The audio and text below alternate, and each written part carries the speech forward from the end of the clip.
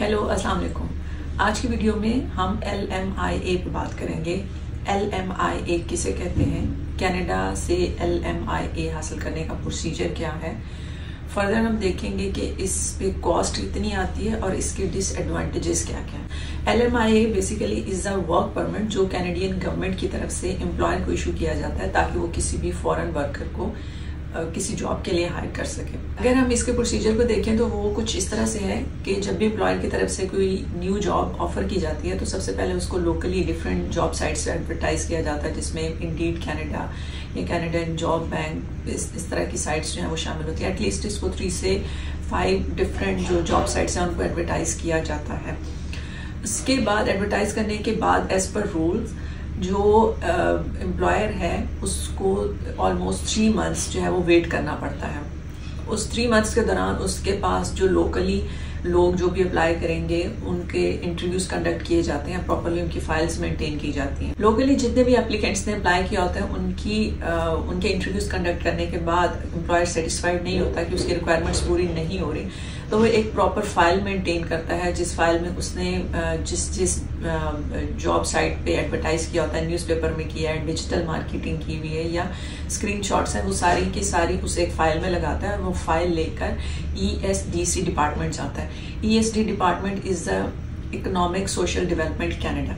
वहाँ जाता है और वहाँ जाके वो फाइल सबमिट करवाता है और उन्हें बताता है कि मेरी ये रिक्वायरमेंट्स हैं, मैंने लोकली डिफरेंट एप्लीकेंट्स के इंटरव्यूज किए हैं लेकिन मेरी चूंकि जॉब रिक्वायरमेंट्स मीट नहीं हो रही तो इसलिए मुझे LMIA इशू किया जाए ताकि मैं फॉरेन वर्कर को हायर कर सकूं इस पर्टिकुलर जॉब के लिए। फॉर एग्जाम्पल एम्प्लॉयर की रिक्वायरमेंट के मुताबिक अगर उससे शेफ चाहिए बंगाली, इंडियन, पाकिस्तानी, अफ्रीकन खानों के लिए और उससे वो नहीं मिल रहा है यहाँ पे तो उसके लिए वो रिक्वेस्ट करेगा कि मुझे LMIA इशू किया जाए। LMIA की कॉस्ट को देखें तो जो फी LMIA इशू करने के लिए कैनेडियन गवर्नमेंट की तरफ से रखी गई है दैट इज $1000।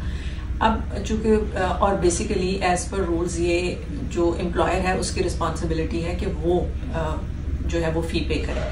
इसके अलावा $80 और $100 चूंकि उसने डिफरेंट जॉब साइट्स पे उसको एडवर्टाइज किया होता है तो उसके लिए वो पे करता है। एम्प्लॉयर की तरफ से जितने भी फॉरेन वर्कर्स ने अप्लाई किया होता है उस जॉब के लिए उसको असेस किया जाता है, वो उसकी रिक्वायरमेंट्स को अगर मीट कर रहा होता है तो फिर उसको वो जो फॉरेन वर्कर है उसको LMIA और ऑफर लेटर जो है वो भेज दिया जाता है। जिस भी पर्टिकुलर कंट्री से हो वहाँ जब उसको ऑफर लेटर या LMIA पहुंच जाता है तो उसके बाद वो वीज़ा प्रोसेस किया जाता है। ऑफ कोर्स उसके बायोमेट्रिक और एंड पे उसको वर्क वीज़ा उसका स्टिकर हो जाता है। कनाडा आने के बाद उस फॉरेन वर्कर ने वो जितने भी घंटे काम करता है 1 साल 2 साल जितने भी अरसे का उसको कॉन्ट्रैक्ट दिया जाता है उसकी बेसिस पे वो PR के लिए अप्लाई कर सकता है। He is eligible to apply for PR in Canada. Canada में कुछ प्रोविंसेस ऐसे भी हैं जहाँ पॉपुलेशन बहुत कम है, इसलिए अगर कोई LMIA के लिए अप्लाई करना चाहता है तो उसके लिए नोवा स्कोशिया या मैनिटोबा या डिफरेंट आइलैंड्स हैं जो बेस्ट ऑप्शंस हो सकते हैं। LMIA के डिसएडवांटेजेस को अगर हम देखें तो जो मुझे सबसे ज़्यादा इसका डिसएडवांटेज नज़र आता है दैट इज़ कि ये बहुत एक्सपेंसिव है, कॉस्टली है। आजकल जो इसकी फ़ी है that is 45 to 50,000 Canadian dollars है।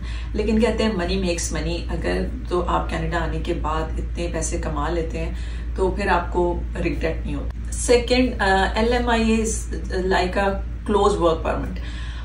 क्लोज वर्क परमिट मतलब आप जो है आपने जिस एम्प्लॉयर ने आपकी तरफ से आपको LMIA इशू हुआ है आपने सिर्फ उसी के साथ काम करना है, आप उसको छोड़ नहीं सकते, ना ही आप उस जॉब को क्विट कर सकते हैं क्योंकि वो जो LMIA आपको पर्टिकुलरली उसी जॉब के लिए इशू हुआ है। चाहे आपको वर्किंग एनवायरनमेंट पसंद है नहीं पसंद, अपना बॉस पसंद है नहीं पसंद, जॉब पसंद है नहीं पसंद, you can't leave that. And third one is less earning.